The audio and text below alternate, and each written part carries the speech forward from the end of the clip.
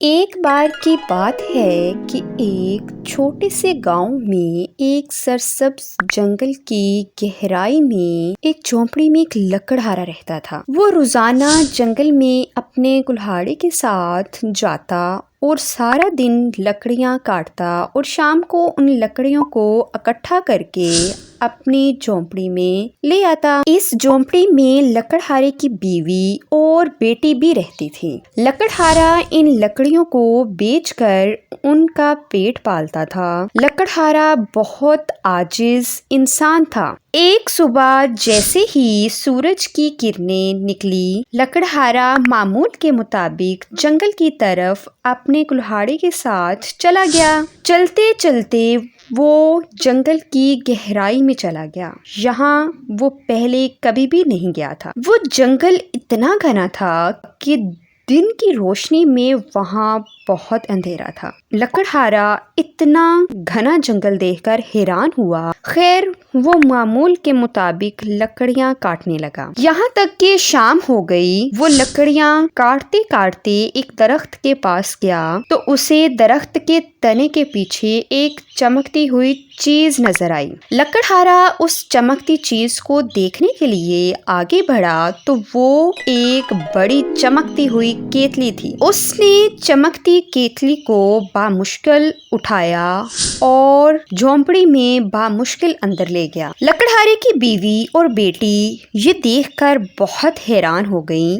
لکڑہارے کے ساتھ مل کر وہ کیتلی کو کپڑے سے صاف کرنے لگ گئے۔ جیسے ہی وہ صاف کرنے لگے، کپڑے کی رگڑ سے کیتلی اچانک ہلنے لگی اور پھر دھواں سا نکلا اور ڈھکن خود بخود کھل گیا۔ وہ سب ڈر کر پیچھے ہٹ گئے۔ اس میں سے آواز آئی کہ میں ایک رانی پری ہوں جو کیتلی میں ایک دیو نے بند کی تھی۔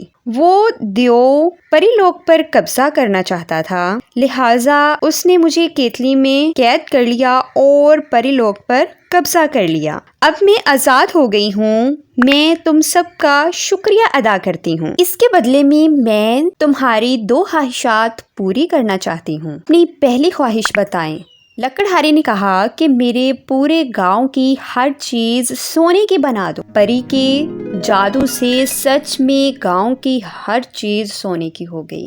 گاؤں والے بے حد خوش تھے۔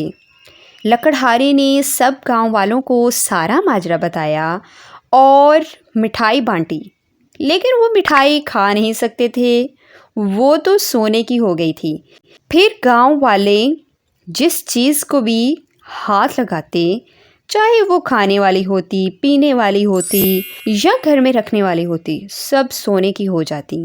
یہاں تک کہ پانی بھی سونے میں منجمد ہو گیا۔ جو کوئی باہر سے کوئی بھی چیز لے کر آتا، وہ گاؤں میں پہنچتے ہی سونے کی ہو جاتی۔ اس وجہ سے گاؤں کے لوگوں کا بھوک پیاس کی وجہ سے بہت برا حال ہو گیا۔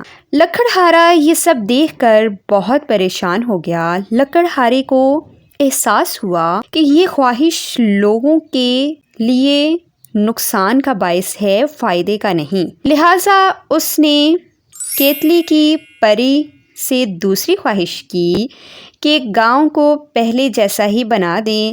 گاؤں میں صرف خوشحالی چاہتا ہوں۔ گاؤں کے پاس صاف پانی کی ایک نہر چلا دیں۔ پری نے جادو کیا اور گاؤں اپنی اصلی حالت میں واپس آ گیا۔ سب نے کھایا پیا اور اللہ کا شکر ادا کیا اور یہ کہا کہ اے اللہ، تو جس حال میں رکھتا ہے اس میں تیری حکمت ہے۔